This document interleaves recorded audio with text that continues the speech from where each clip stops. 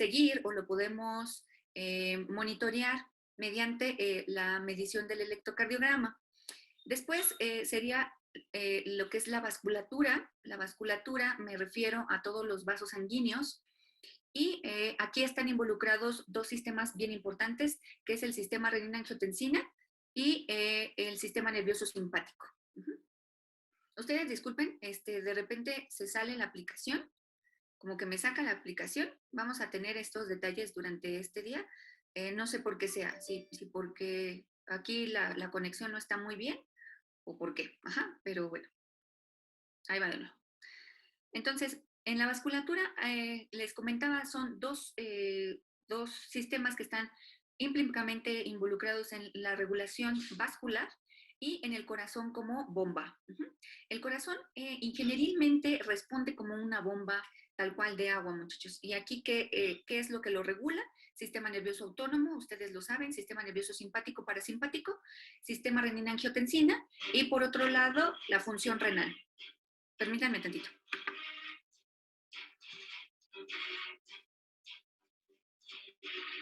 Y obviamente será también aquí acompañado con la función renal, muchachos. La función renal tiene que ver con algo que le llamamos volemia,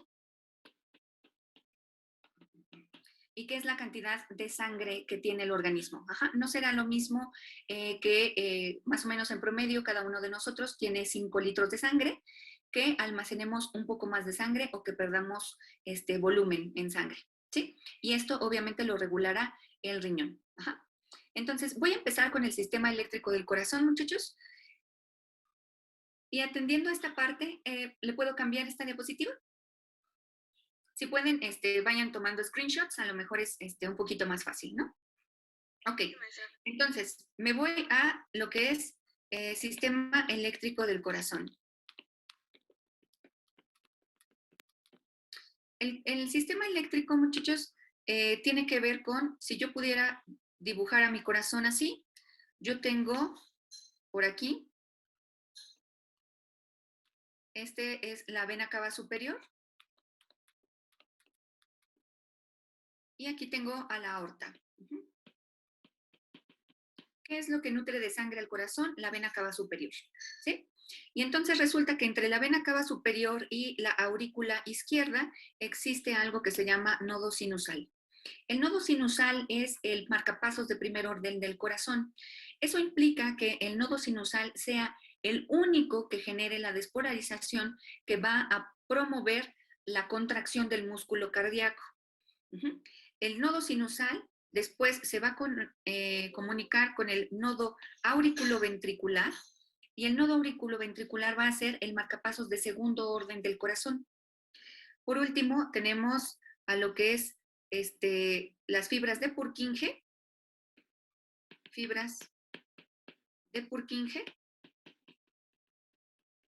y a las de His. ¿Sí? Estos muchachos, digamos que es el orden en el que se va a generar la despolarización del potencial de acción eléctrico del corazón. Como sabemos, y ya lo hemos visto, tanto las neuronas como los miocitos cardíacos son aquellas células que van a ser capaces de generar su propio potencial de acción, su propia electricidad. Entonces, ¿qué cualidad tiene el corazón a diferencia de neuro o a diferencia de músculo esquelético? Que este músculo se tiene que contraer una sola vez y se tiene que contraer al unísono, todo junto. Por lo tanto, es que tenemos un marcapasos, tenemos a un jefe que dice, aquí vamos a despolarizarnos y todos se van a despolarizar después de mí, ¿sí? Que es el nodo sinusal, como lo habíamos comentado. Ahora, ¿cómo es este potencial de acción? A diferencia de los que hemos visto, que es un solo pico, una despolarización, repolarización, este potencial de acción es bastante diferente porque tiene esta forma.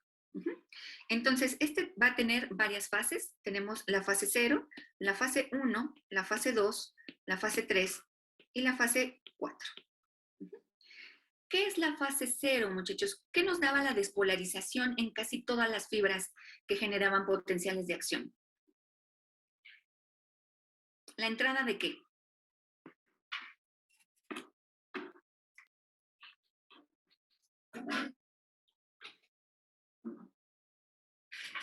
Bueno, la apertura de los canales de sodio. Así es. Y de nuevo tenemos ese proceso aquí. Ajá. La fase 0 se va a dar por entrada de sodio y obviamente vamos a ir de nuevo de un potencial negativo de menos 70 milivolts a 30 milivolts. Luego tenemos una fase 1. Esta fase 1, muchachos, es... A ver. Otra vez. Esta fase 1 se da por dos procesos y es el cierre de los canales de sodio, y apertura de canales de potasio.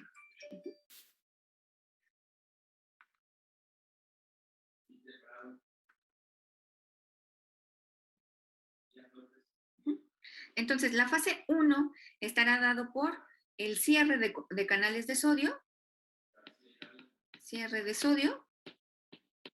y apertura de potasio. Entonces, ahí tenemos una pequeña entrada de potasio y es por eso que yo veo esta pequeña bajada. Esa es precisamente la apertura de los canales de potasio.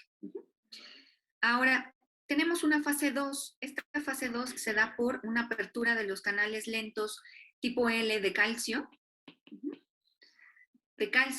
Y el calcio, ¿qué dijimos que pasaba con el calcio? ¿Por qué necesitamos calcio cuando hablamos de todos los músculos? Porque es el que se une a la troponina y es el que da apertura a que se haga como tal la contracción. Exacto. Ajá. Muchas gracias. Y de nuevo es por lo que necesitamos el calcio aquí. El calcio es precisamente lo que va a generar la contracción del músculo cardíaco, ¿sí? En este caso no vamos a tener troponina, sino vamos a tener calmodulina. Pero al final haremos un resumen de lo que es el músculo cardíaco, ¿sí? Y luego tenemos nuestra fase 3 y esta se da por una salida masiva de potasio. Acuérdense que siempre el potasio nos va a generar una despolarización cuando sale porque nos deja el potencial de acción, el potencial eléctrico de la célula más electronegativo, al perder esas cargas positivas. Entonces, esta es una salida masiva de potasio. Y por último, la fase 4 es precisamente una meseta en donde la célula se está preparando para el nuevo potencial de acción y esta se da por la bomba sodio, potasio, ATPasa.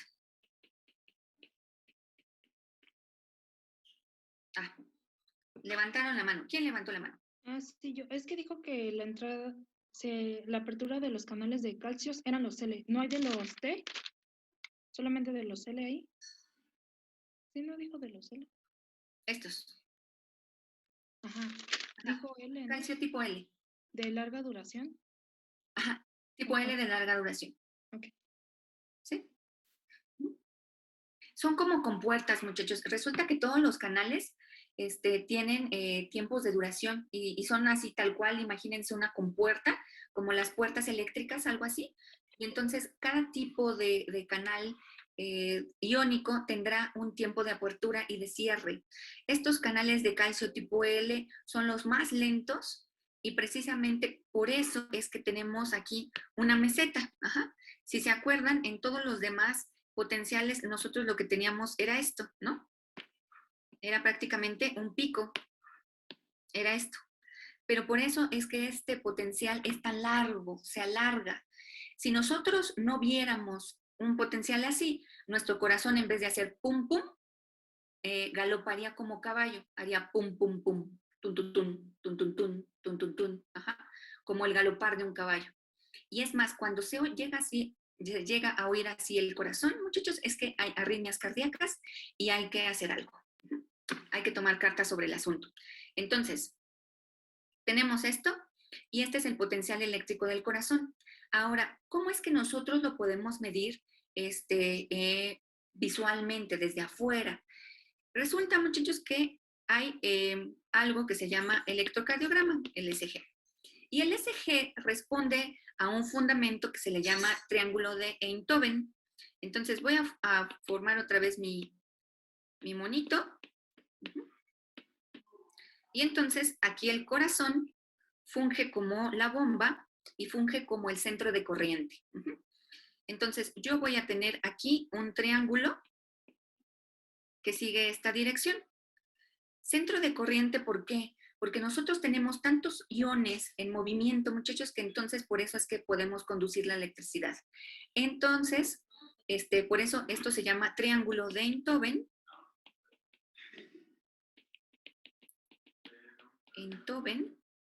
Y este triángulo lo que va a hacer es que el corazón, nosotros podemos tener las derivaciones, las 3 derivaciones principales, que es precisamente pecho, brazo, pierna, pero cuando ustedes vayan con un cardiólogo, muchachos, ustedes ya van a, lo que van a ver son muchos chuponcitos, son 12 chuponcitos. A esas las llamamos las derivaciones precordiales, ¿sí? Toma de electrocardiograma por derivaciones precordiales. Y por eso son 12, porque nosotros tenemos que seguir el ritmo de esa despolarización desde el corazón hasta todo el triángulo, hasta regresar de nuevo al centro. ¿Sí? Entonces es por eso que nosotros podemos ver este electrocardiograma, y si nosotros lo viéramos, lo siguiéramos, tendría algo así.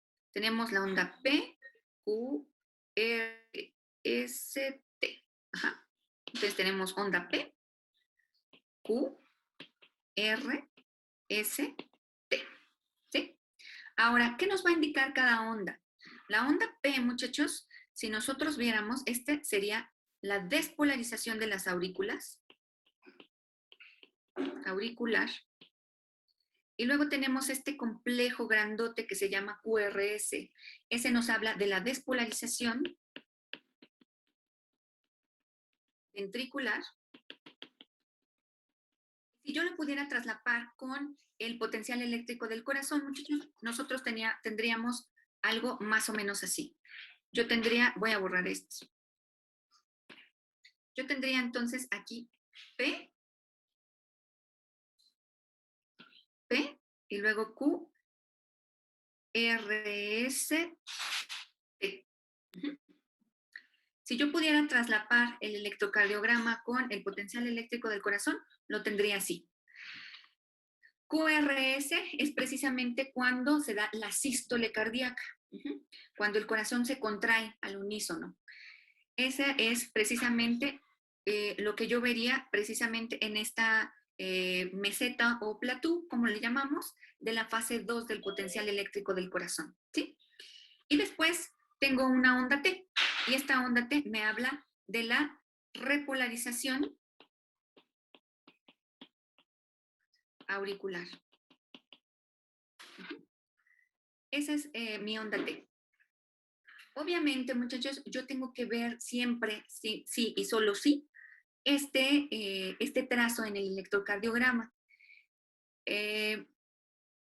Cada onda, muchachos, yo se los estoy dando muy general, pero cada onda me indica a mí algo. Me indica que los iones no están bien. Ajá. Entonces, ustedes díganme, si yo veo una falla en la onda P, muchachos, ¿qué iones están fallando? ¿Qué canales están fallando? Aquí ¿Es de tengo sodio? Sodio. sodio, perfecto. Ajá. P, Q, R, S, T. Ahora, si me fallara mi complejo QRS, ¿qué iones me están fallando? ¿Qué canales iónicos? Calcio. Calcio. Perfecto. Y si yo veo una falla en la onda T, en la repolarización auricular, entonces, ¿qué me estaría fallando? Potasio. Ajá, la bomba sodio-potasio. Ajá. Entonces, si ustedes se fijan, muchachos, ahora ustedes ya pueden decir más o menos qué es lo que está fallando. Cuando yo vea un electrocardiograma que no tiene ese trazo, ¿sí? Obviamente, cada patología, cada patología eléctrica responderá a una falla iónica, ¿sí? ¿Hasta aquí hay alguna duda, muchachos? ¿Me puede repetir cómo se llamaba el electrocardiograma? Era de... Bueno, este básico que les pinto Aquí, Jamil, es un electrocardiograma de 3 derivaciones. Ajá. Pecho, brazo izquierdo, pierna izquierda. ¿Sí?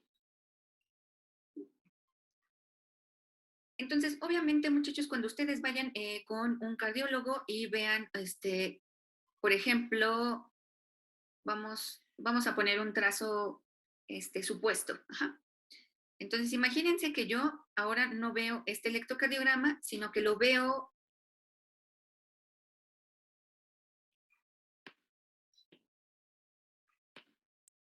Imagínense que veo el QRS para abajo. Que lo viera así. Ay, perdón, es que está retardada como que la señal. ¿Qué pasaría si yo viera el complejo QRS hacia abajo, muchachos? O que lo viera muy gordo. Imagínense que yo veo algo así. Hay fallas en la cantidad de los iones calcio. Hay fallas en el calcio que me ¿No está entra generando. suficiente calcio?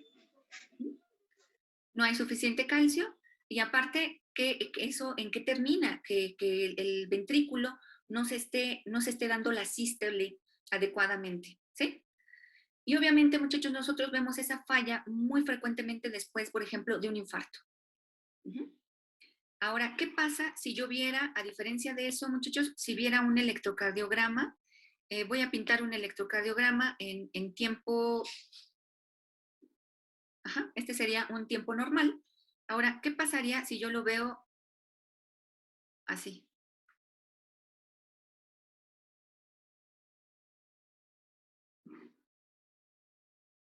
¿Qué pasa si yo veo las ondas con una frecuencia mayor?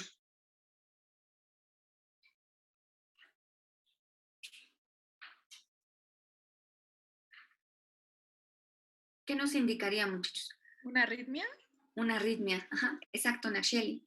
Entonces, significaría, muchachos, una taquiarritmia. Nosotros podemos dividir a las arritmias como taquiarritmias o bradiarritmias, aquellas en donde se dan más latidos por minuto o se dan menos latidos por minuto, ¿sí? Y esto indicaría una taquiarritmia. Si yo la viera muy gordo, el electrocardiograma con mucha amplitud, entonces eso indicaría una bradiarritmia, ¿sí? Pero bueno, ese ya es fisiopatología y no vamos a entrar ahí. ¿Alguna duda o pregunta, muchachos? ¿Hasta ahorita dónde vamos? Acabamos de ver lo que es el sistema de conducción eléctrica del corazón. ¿Sí? ¿No? ¿Ninguna? ¿No? Perfecto. Entonces, ahora vámonos a lo que sería la vasculatura. ¿Por qué me interesa tanto la vasculatura, muchachos?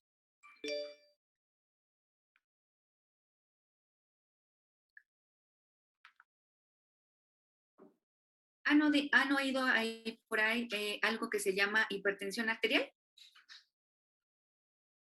¿O presión arterial? ¿Qué pasa con la presión arterial? Ahora vámonos a vasculatura. Vasculatura. ¿Qué pasa con la presión arterial, muchachos? ¿Qué es la presión arterial? Hasta por ahí tiene unas cifras, ¿no? Que les ponen aquí el Bauma y les dice, usted tiene tanto de presión arterial. ¿Qué pasa con la presión arterial? Es la presión que se maneja en las arterias. En las arterias, precisamente. Ajá, en la vasculatura. Entonces, ¿y de cuánto tiene que ser, Lenia? 120, 80 me parece. Así es. Ajá. Entonces, estamos hablando 120, muchachos, de presión arterial sistólica y 80 de presión arterial diastólica. ¿Y qué indica la sistólica y la diastólica? Una era dentro y otra era la que se manejaba afuera. ¿Una era qué, perdón? No la escuchamos bien.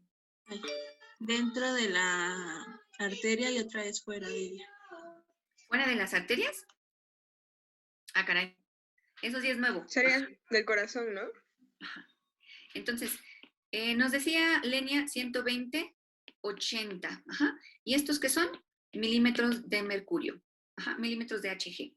Entonces, 120 me está hablando de la sístole y 80 de la diástole. La sístole, ¿qué pasa en la sístole, muchachos? Hay dos procesos en el corazón. En uno hace esto y en el otro se relaja. ¿Cuál es la sístole? Cuando se contrae. Se contrae. Ajá. Entonces, cuando se contrae y expulsa la sangre. Y la diástole es cuando se relaja y se llena de sangre. ¿Ah? Entonces, hagan de cuenta, muchachos, que el corazón es algo así como una esponja. Y esa esponja, cuando yo la aprieto, expulsa todo el líquido que tiene. Ajá. Entonces, esa será la sístole. Se está contrayendo el corazón, pero aparte está expulsando la sangre que tiene dentro. Esa es la sístole. La diástole es cuando se relaja y las cavidades del corazón entonces se llenan, ¿sí? Ahora, cuando nosotros tenemos una diferencia de presión arterial, cuando esas cifras no son estas, y el médico nos dice, trae una presión muy alta, trae la presión sistólica muy alta, o trae la diastólica muy baja, etcétera, es que hay problemas en estos procesos. Obviamente tendrán que ver con el sistema de conducción eléctrica del corazón, como ya lo vimos, pero también tienen que ver con algo que se llama vasculatura. Entonces, nosotros, muchachos, en la vasculatura, ¿qué pasa si, porque habíamos dicho que el corazón es una bomba, y entonces la bomba está relacionada con la cañería que está asociada a la misma, ¿no? Y esta cañería, pues, la podríamos relacionar con la vasculatura. Ajá. En la vasculatura, muchachos, nosotros son meros tubos, algunos les llamamos de resistencia y otros de conductancia. Estos tubos, muchachos, tienen varias capas. Tienen una capa de fibra muscular. Tienen una capa,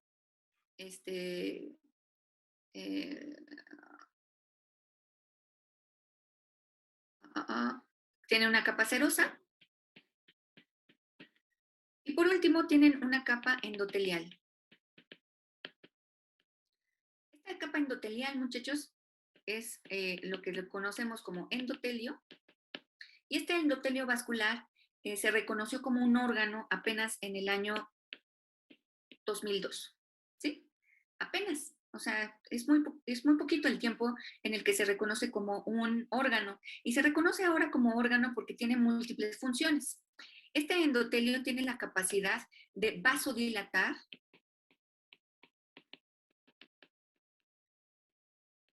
contraer la vasculatura y regular, entre otras cosas, lo que es la coagulación y otras funciones, funciones inmunes, etcétera, ¿sí? Pero entonces, si ustedes se fijan, muchachos, este endotelio es harto importante, porque este endotelio le va a decir a la fibra muscular qué tanto se contraiga o qué tanto se relaje. Y eso significa abrir la luz del vaso o cerrar la luz del vaso, ¿sí? Esta es la luz vascular. Ajá. ¿Qué pasará, muchachos, si yo tengo una luz amplia del vaso? ¿Qué pasa si yo tengo esto a comparación de esto?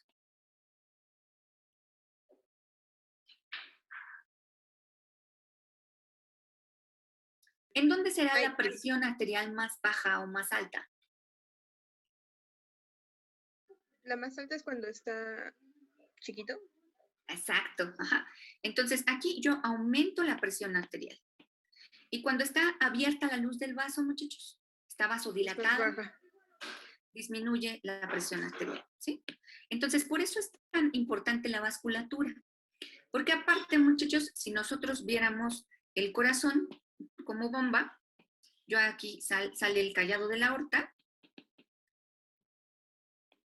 Esta aorta, muchachos, va pegada a su columna vertebral y la aorta va prácticamente hasta su coxis. Es la arteria más grande del cuerpo. Pero imagínense, muchachos, que esa aorta está muy cerrada. Imagínense que yo la tengo muy cerrada. ¿Qué va a pasar con el corazón? ¿Se va a esforzar más o se va a esforzar menos por tratar de expulsar la sangre hacia la aorta? Se esfuerza más. Se esfuerza más. Ajá. Entonces, si ustedes se fijan, todo lo que pase con la vasculatura estará íntimamente relacionado e impactará sobre la bomba, que es el corazón. Ajá. El corazón tendrá que hacer mayor esfuerzo a medida que la luz vascular se reduce, ¿sí? Y entonces, cuando nosotros tenemos la luz de la vasculatura muy reducida, muchachos, a eso le vamos a llamar resistencias periféricas. Entonces, cuando nosotros tenemos esto, le llamamos resistencias periféricas. Periféricas. Que será precisamente la oposición que ejerza la vasculatura a la salida de sangre a partir de la bomba, ¿sí? Entonces, si ustedes se fijan, muchachos, yo no puedo ver al corazón como el intérprete del sistema cardiovascular, porque tiene que relacionarse con otros órganos, tiene que relacionarse con muchas cosas para poder funcionar y funcionar bien, ¿sí? ¿Hasta aquí vamos bien? ¿En lo que es la vasculatura? ¿Sí? Sí. Ok. Ahora, vasodilatación. Espérenme tantito. Ajá. Ahora, yo voy a tener como vasodilatadores y voy a tener vasoconstrictores. ¿Sí? Ahí entra nuestra bioquímica. Ahora, como vasodilatadores, ¿cuáles tengo como vasodilatadores? Yo voy a tener como vasodilatador algo que se llama bradicinina. Voy a tener al factor hiperpolarizante dependiente del endotelio. Factor hiperpolarizante dependiente del endotelio. Voy a tener algo que se llama angiotensina 1,7. Ahí entra sistema renina-angiotensina.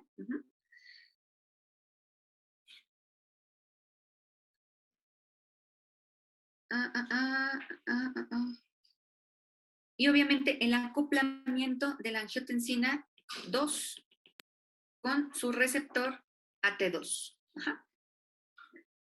Esos son mis mecanismos vasodilatadores. Ahora, ¿cuáles son los vasoconstrictores? Yo voy a tener al mayor intérprete del sistema renina-angiotensina, el cual se llama angiotensina 2. Y este angiotensina 2 lo hemos satanizado mucho, pero es harto importante, muchachos, por ejemplo, para cuando nosotros hacemos ejercicio necesitamos vasoconstringir un poco para poder nutrir todas las células del cuerpo. Ajá. Entonces se necesita generar una pequeña vasoconstricción en el cual el primero que entra ahí es la angiotensina 2. Vamos a tener otro que es la endotelina. La endotelina es otro vasoconstrictor. Vamos a tener, obviamente, como vasoconstrictor a nuestra parte del sistema nervioso simpático, que será la noradrenalina, mediante el acoplamiento a los receptores alfa-adrenérgicos. Porque en cuanto a los beta-adrenérgicos, muchachos, beta-adrenérgicos tendrán que ver más con esta parte del sistema eléctrico del corazón. Aquí es en donde actúan los receptores beta-adrenérgicos. ¿Por qué? Porque estos están íntimamente relacionados con la cantidad de latidos por minuto, o sea, con la frecuencia cardíaca, ¿sí? Entonces, receptores beta-adrenérgicos, acuérdense, estarán relacionados con el sistema eléctrico y con la cantidad de latidos por minuto que da nuestro corazón. Acá yo estoy hablando de receptores alfa-adrenérgicos, ¿sí? ¿Hasta aquí vamos bien? ¿Sí? Perfecto. Entonces, ahora vámonos a estos mecanismos, muchachos. Mecanismos vasoconstrictores. Maestra, espera, ¿le puede regresar tantito? Sí, claro. Ahí está. Ya, gracias. Ahora vámonos para acá. Mecanismos vasoconstrictores. ¿Con qué tendrán que ver los vasoconstrictores, muchachos? Yo necesito que el endotelio le diga al músculo liso, contráete. Entonces, si te tiene que contraer, ¿con qué ion está relacionado? ¿Con el de sodio? ¿Sí? Calcio. Con calcio, precisamente. Ajá. Entonces, si yo tuviera, por ejemplo, aquí mi célula, muchachos, yo les voy a poner el mecanismo vasoconstrictor de la angiotensina 2. La angiotensina 2, aquí será obviamente el mensajero primario que se va a acoplar a su receptor, el cual es el AT1, receptor AT1. El receptor AT1 está acoplado a una proteína G. Sabemos que las proteínas G son triméricas y tendremos a la porción alfa, beta, gamma. Y la porción alfa es la que siempre se desprende, muchachos. Y en este caso, lo que va a hacer es romper fosfolípidos de membrana, que son diacilglicerol e IP3. Ajá. Entonces, este diacilglicerol va a generar a nuestro mensajero secundario, que en este caso es IP3. Ya lo habíamos visto varias veces, el fosfatidilinositol trifosfato. Este tiene su receptor en el retículo sarcoplásmico. Aquí tiene su receptor IP3. Y en este caso lo que va a generar es la salida de calcio. Esta salida de calcio, muchachos, ahora no se va a unir a la troponina, sino más bien va por cada 4 calcios más calmodulina. Esto es lo que va, este complejo es lo que va a liberar a los espacios de actina.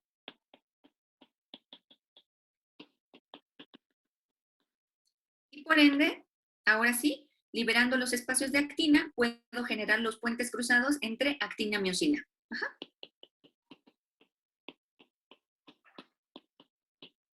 Actina, miosina.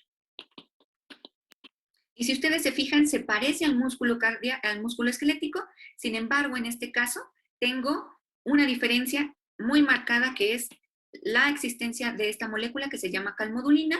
Y aparte, los mecanismos vasoconstrictores serán diferentes. Ajá. Aparte, muchachos, ¿qué otra diferencia tengo? Aquí al lado de este receptor IP3 existen 2 moléculas bien importantes. Yo voy a tener aquí una bomba de calcio, a la cual yo le voy a llamar cerca. Esta cerca, muchachos, va a regular la salida de calcio del retículo sarcoplásmico. Y aparte voy a tener otra proteína. Y esta proteína va aquí al ladito y se llama fosfolambano. El fosfolambano, muchachos, va a ser algo así como un candado para la regulación de calcio. Si yo tenía regulado el calcio en músculo esquelético, en músculo cardíaco yo lo voy a tener, pero checadito. Ajá. Así como cuando ustedes tenían 13, 14, 15 años, que los traían, pero marcadito el paso ahí en la casa. Bueno, el fosfolambán es así. Va a tener marcado el paso de cuántos milimoles, micromoles salen de retículo sarcoplásmico. ¿Por qué? Porque yo no puedo generar contracciones extras en el corazón. Por ejemplo, el músculo esquelético, ustedes hagan la prueba. Ajá. Ustedes pueden contraer músculos totalmente distintos. Pueden estar parpadeando y moviendo el brazo y a la vez moviendo la pierna y el dedito chiquito, pero yo aquí no puedo. Tengo que generar una sola despolarización. Por lo tanto, aquí el calcio va a estar regulado con pesos y centavos. ¿Sí? ¿Y qué es lo que regula eso? No nada más el receptor de IP3, sino también lo regulará la cerca como bomba de calcio y el fosfolambano. ¿Sí? Son 2 proteínas que están asociadas, están juntas una de otra, y entonces estos son blancos farmacológicos. ¿Están de acuerdo? Cuando yo tengo este proceso un poquito ahí no regulado, yo puedo atacar una de estas 2 proteínas, al fosfolambán o a la cerca, ¿sí? Pero ese ya es fármaco, no nos vamos a meter a eso, ¿sí? Entonces, este será un mecanismo vasoconstrictor, muchachos, el más importante en lo que es la vasculatura. Y yo nada más les estoy pintando aquí a la angiotensina 2, que es el primer efector y el mayor efector del sistema renina-angiotensina. ¿Hasta aquí vamos bien? Sí. ¿Sí? Ok. Ahora, mecanismos vasodilatadores, muchachos. Este era vasoconstrictor. Vámonos a un vasodilatador. Lo voy a pintar con colores bien distintos. Vasodilatador. Y aquí, muchachos, voy a pintar el mecanismo del óxido nítrico. El óxido nítrico, por ahí de seguro lo han escuchado. Permítanme tantito. Ok, entonces, el óxido nítrico, muchachos, es un gas y es el mayor vasodilatador que existe en el cuerpo. A lo mejor ustedes lo han oído si alguna vez han ido al gimnasio, que les ofrecen los botes de óxido nítrico. Obviamente les digo que hay que saber, ¿no? Para que no nos tomen el pelo, ¿ah? El óxido nítrico es un gas y por tanto tiene una vida media de 6 segundos, 6 a 7 segundos. No puede existir en un bote y mucho menos en sólido. Entonces, lo que les están dando es un precursor que es la L-arginina. Entonces, algo que ustedes se comen con su carne, con el atún, etcétera, eso es lo que les están vendiendo en bote, pero caro, ¿no? Caros, caros. Entonces, el óxido nítrico, muchachos, es el mayor vasodilatador. ¿Y qué es lo que genera? Actúa mediante un mecanismo por GMP cíclico. Y entonces, el óxido nítrico va a difundir hacia el músculo liso vascular, va a difundir, y este óxido nítrico no tiene un receptor, pero lo que va a hacer es activar a un segundo mensajero que es GMP cíclico. Este va a ser nuestro segundo mensajero y lo que va a hacer es actuar sobre los canales de potasio. Va a sacar potasio, generando una despolarización de la célula.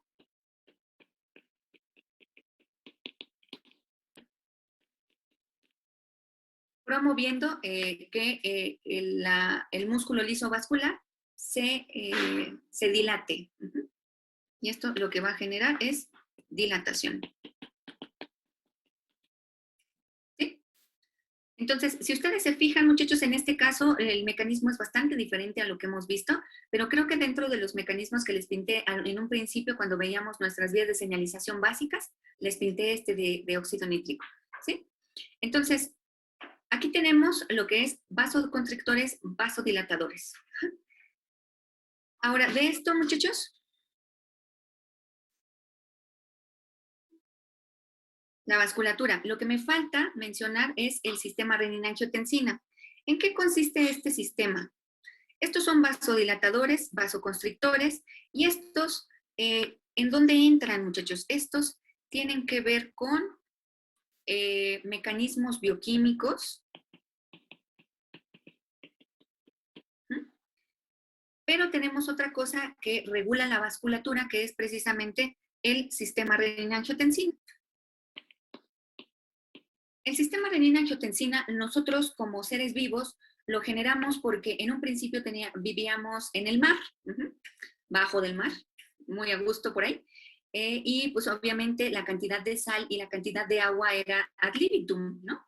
No había un mecanismo que lo regulara. Sin embargo, después de adquirir la vida terrestre, necesitamos generar un mecanismo que regulara la cantidad de sodio y agua en el organismo, y es por eso que evolutivamente se creó el sistema renina-angiotensina. Este es un sistema que nosotros conocemos hace más de 100 años, sin embargo, aún a la fecha no lo conocemos en su totalidad, y en un principio nosotros creíamos que era una cascada bastante sencilla, en donde empezaba por el angiotensinógeno, el cual por medio de una enzima que se llama renina, generaba a la angiotensina 1, y esta angiotensina 1 por medio de la ECA, o enzima convertidora de angiotensina, genera a la angiotensina 2. Y esta angiotensina 2 pues, puede actuar sobre dos receptores, el AT1 y el AT2. ¿Qué diferencia tienen esos receptores que son totalmente contrarios. El efecto que generan es totalmente disímbolo. El AT1 lo que va a generar es vasoconstricción, va a generar crecimiento celular,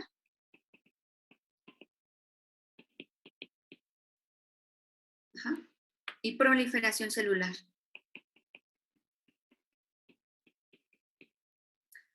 Por el contrario, el AT2 nos va a generar vasodilatación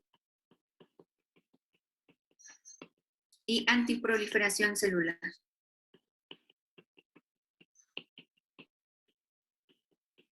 Estos dos generan otros fenómenos, pero no me voy a meter con esos, muchachos, porque sería abanicar demasiado, ¿sí? La ECA, ahora, de estos yo les mencionaba otro vasodilatador que tiene que ver con la angiotensina 1,7. Ya me volvió a sacar. Ahí vamos otra vez.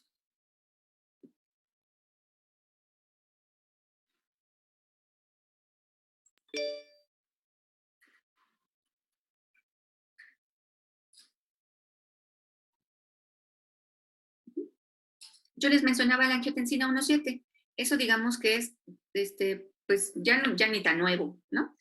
La angiotensina 1 puede generar angiotensina 1,9 y esta angiotensina 1,7. Esta actúa sobre un receptor que se llama receptor más. Y la angiotensina 2 puede generar angiotensina 1,7 mediante algo que se llama ECA2, que es la enzima convertidora de angiotensina 2. Y esta ECA2, muchachos, es el receptor de nuestro querido amigo y bien ponderado SARS-CoV-2.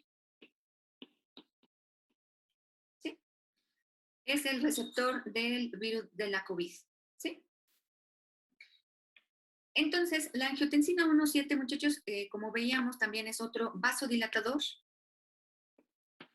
Ese es otro vasodilatador.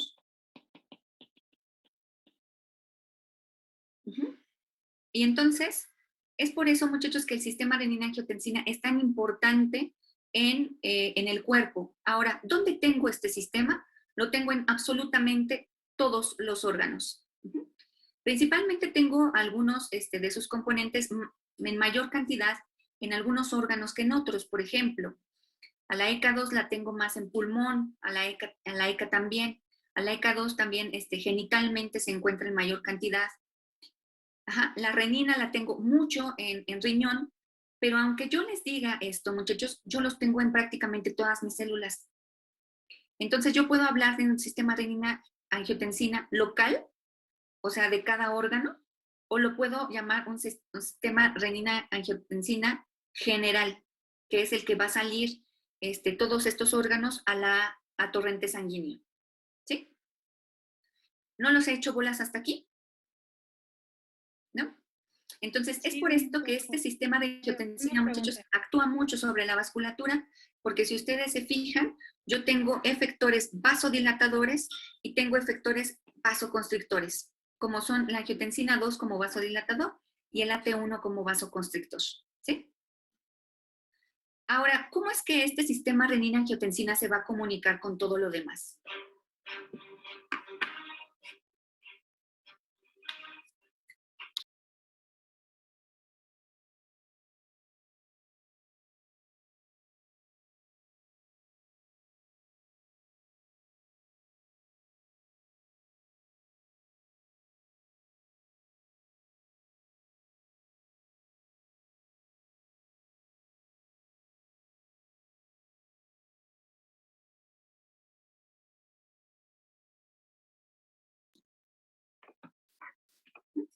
Ahora, ¿cómo es que este sistema se comunica con todo lo demás, muchachos?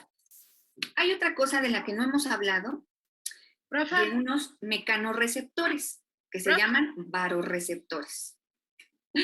Por eso les dije que era un montón esto. Ok, ahora, estos varoreceptores, ¿dónde los tengo? Tengo... ¿Maestra, los oye? ¿Mande? ¿Los puede oír? Sí, dígame, Nacheli. Es que una compañera tiene una duda y desde hace rato le está hablando y no le hace caso. Es que saben que como no tengo la galería donde veo sus manos, no puedo... Nada más estoy viendo la pantalla. Pero dígame. Era Lucero, pero si no tiene la duda. Ah, pues, no, ya no, es que ya lo había visto. No, una disculpa, es que no veía bien la letra. ¿Todo bien? ¿Hasta ahorita todo Sí, bien? Sí, todo bien. Sí, profa. Ok. Ahora, ¿cómo yo regulo la presión arterial, muchachos? Supongamos que yo tengo un evento en donde tengo una baja de presión arterial. Esta baja de presión arterial lo que va a generar es una disminución del flujo sanguíneo.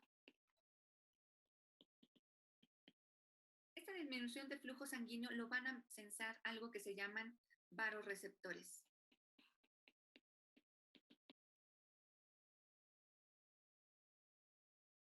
Dentro de aquí, vasoreceptores carotídeos, en la carótida izquierda-derecha, tengo vasoreceptores en la arteria femoral, ¿sí? Y estos vasoreceptores son meramente mecánicos. Lo que hacen todo el tiempo es estar sensando qué presión está ejerciendo la sangre al rozar con la vasculatura, con las arterias, ¿sí? Entonces, una vez que sensan la disminución del flujo sanguíneo, lo que van a hacer es activar el sistema nervioso simpático. Este sistema nervioso simpático lo que va a hacer es liberar noradrenalina, y esta noradrenalina va a actuar de dos maneras, mediante receptores beta-adrenérgicos. ¿Qué dijimos que modulaban los beta-adrenérgicos?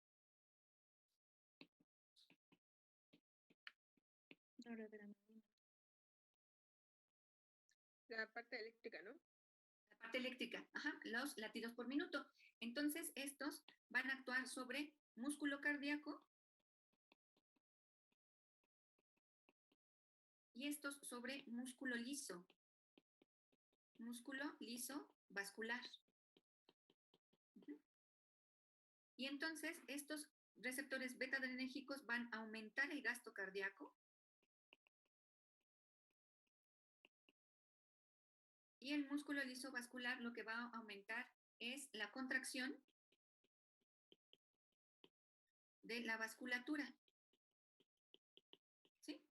Y todo esto, ¿qué va a generar? Como resultado, muchachos, vamos a tener aumento de la presión arterial, ¿sí? Entonces, si ustedes se fijan, este es un mecanismo para regular la presión arterial inmediato. Esto se da en segundos, ajá. No es algo que tarde horas o que tarde días, se da en segundos. Es por eso que ustedes, por ejemplo, cuando pasan de estar acostados a pararse, ahí hay una regulación de la presión arterial mediada por esto que estamos viendo, ¿sí? Sin embargo, hay una regulación que no es tan inmediata y que toma más o menos unos 2-3 minutos, que es precisamente la regulación mediata.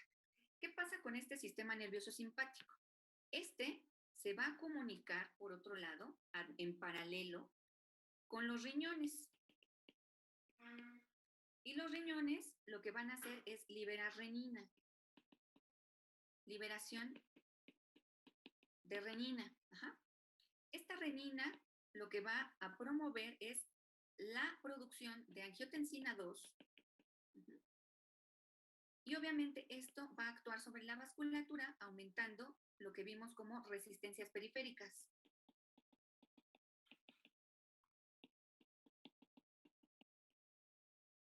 Luego esto va a aumentar los niveles de aldosterona, en riñón también, va a generar una retención de sodio y agua.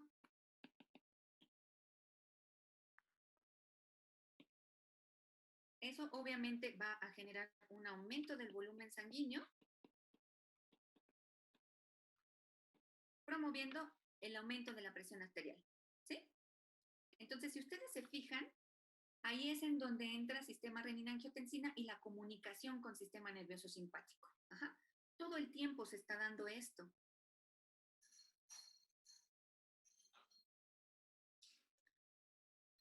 Otra vez voy a poner esa diapo, muchachos, porque se cortó.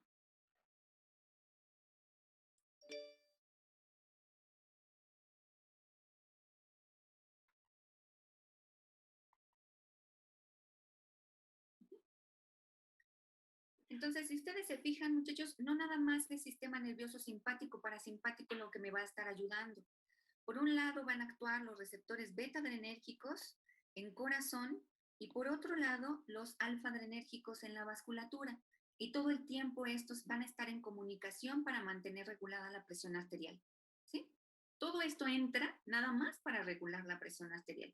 Y por otro lado, sistema renina-angiotensina con sus efectores vasoconstrictores o vasodilatadores, dependiendo de qué sea lo que se necesite, de igual manera para regular la presión arterial. ¿Alguna pregunta aquí? ¿No? ¿No? Ok. Entonces, esto sería, muchachos, lo que es sistema cardiovascular, ya todo junto. Ajá. Si ustedes se fijan, vimos a la vasculatura, vimos el sistema de conducción eléctrico y vimos lo que es el músculo cardíaco. ¿Ya puedo cambiar de esta diapo? Ahora, como resumen de músculo cardíaco. El músculo cardíaco, muchachos, a diferencia del músculo esquelético, yo voy a tener fibras cortas. Músculo esquelético yo puedo tener más o menos fibras de hasta medio metro, pero en músculo cardíaco las fibras son muy cortitas, de centímetros. Estos se van a comunicar por discos intercalados, los cuales también les puedo llamar gap junctions. Y estos gap junctions es precisamente una comunicación meramente paracrina. Si ustedes se acuerdan, los paracrinos nada más se comunican entre células de la misma fisiología, morfofisiología, ¿sí? Entonces, estas células musculares no se van a comunicar con otras, por eso tenemos a un saco llamado corazón, en donde estos nada más se van a comunicar por estos discos intercalados, que es la comunicación entre célula y célula. Existe una sola despolarización, a diferencia de músculo esquelético, no se puede despolarizar más veces porque hay problemas. El retículo sarcoplásmico es mucho más denso que el músculo esquelético, precisamente porque la fuerza que tiene que ejercer el corazón a veces será mayor y a veces será menor, dependiendo de las demandas que me ejerza. Hay acople actina-miosina, igual que en el músculo esquelético. Y aquí tenemos una relajación dada por cerca, esta proteína, junto con el fosfolamban, que van a regular en la salida de calcio del retículo sarcoplásmico. Además, existe una zona de despolarización llamada nodo sinusal, que va a generar que el músculo cardíaco funcione como un sincicio, como un todo. Al unísono se va a contraer. Y en vez de troponina existe calmodulina, ¿sí? Y yo les pongo aquí algo muy especial. No existe reclutamiento y no existe tetania. ¿Qué significa esto? Que el músculo no se puede fatigar. A diferencia de lo que veíamos en músculo esquelético, no se puede fatigar. Tiene que funcionar 24/7 hasta que entreguemos los botines. Y además no hay reclutamiento, muchachos. Con las mismas fibras cardíacas con las que nacen, con esas van a morir. ¿Sí? Con esas van a entregar el equipo. Entonces, aquí no hay reclutamiento de fibras cardíacas. No hay. ¿Sí? No vamos a hablar de hipertrofia cardíaca, pero nada más les quiero decir que no hay reclutamiento de fibras musculares cardíacas, a diferencia de músculo esquelético. Cuando se hipertrofia el músculo esquelético, lo hace con la misma cantidad de células con las que nacieron. ¿Sí? Entonces, eso es muy especial de músculo cardíaco, a diferencia de músculo esquelético. Ahora, dudas, muchachos. Yo tengo una pregunta en el mecanismo de vasodilatación. ¿El óxido nítrico no va a activar a la adenilato ciclasa? ¿Va directo al...? Va a activar, Lucero, a GMP. Ah, es diferente al AMP cíclico. Sí, es diferente. Es como que el primo hermano, ¿no? Este es por GMP cíclico para generar la salida de potasio y despolarizar a la célula. Y lograr que así se relaje la célula de músculo liso vascular.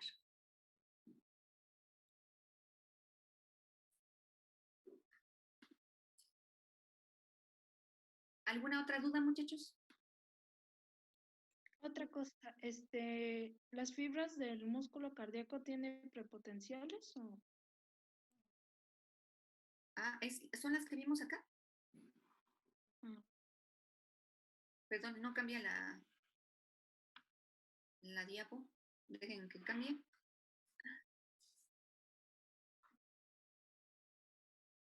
Es este que veíamos, Lucero. Este precisamente, el de la izquierda. Ese es el potencial eléctrico cardíaco. ok, pero en el paso 4 no va a haber un prepotencial. ¿En el No, caso ¿verdad? qué? En el 4. No, ¿verdad? ¿En la fase 4? Ujú. Ajá, en la fase 4 es precisamente en donde la bomba sodio-potasio, Lucero, es una bomba rectificadora, así le llamamos. Entonces esa bomba se está preparando para cerrar los canales de potasio y empezar la apertura de los canales de sodio para una nueva despolarización. ¿Sí? Es una preparación antecesora a la fase 0 del potencial eléctrico. Ah, ok. Hay una mosca. Ja. ¿Qué pasó, Ángela? Dígame. Ah, sí, a mí no me quedó, bueno, me confundí un poquito en la sección de vasculatura, por qué la luz vascular está más grande cuando es presión arterial baja y más chica cuando está alta. Ahí me confundí un poquito. Ah, ok, en la luz, en lo que hablábamos de Baja la la luz. luz. Ujú, sí. Sí, porque ¿sabe qué, Ángela? La presión arterial se refiere, digamos, al roce que hay entre la sangre cuando está pasando por las arterias, ¿sí? Entonces, yo cuando tengo una luz pequeña, una luz reducida del vaso, ese roce va a ser mucho mayor. Esa fuerza con la que roza la sangre va a ser mayor. Por eso es que ahí tengo un aumento de la presión arterial, a diferencia que cuando yo tengo un vaso dilatado, mi luz va a ser mucho más amplia y la sangre va a fluir con mayor rapidez, con mayor facilidad. Por eso ahí tengo una presión arterial disminuida. Ah, Ajá. Realmente la presión arterial es eso, muchachos, el roce, la fuerza con la que roza la sangre ok, sí. con las arterias. Bueno, gracias. ¿Sí? Sí, ya. ¿Qué más, muchachos? Maestra, el que no haya el Sí. efecto de reclutamiento es diferente a decir que hay una cardiomegalia, ¿no? Sí, sí, Pati. La cardiomegalia es precisamente cuando crece el corazón.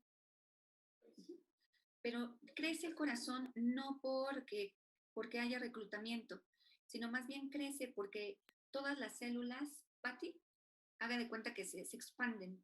Ajá. Así como cuando a su bistec le hace paz, paz, paz, paz, paz, y se hace grandote, nos da la ilusión de que se hace grande porque apenas lo ponen en el sartén y se hace chiquito. Ah, bueno, la cardiomegalia es exactamente eso. Y la hipertrofia cardíaca es eso. Ajá. La célula se va a expandir a lo largo y a lo ancho.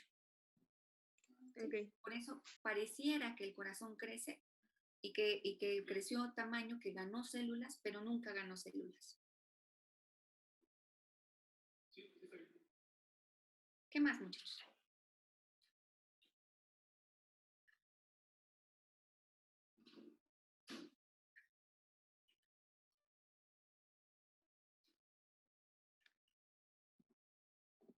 ¿Ya no hay más dudas? Maestra, ¿exactamente a qué se refiere lo del gasto cardíaco? Ah, el gasto cardíaco. El gasto cardíaco, Patti, es la cantidad de sangre que va a expulsar el corazón por minuto. Es la frecuencia cardíaca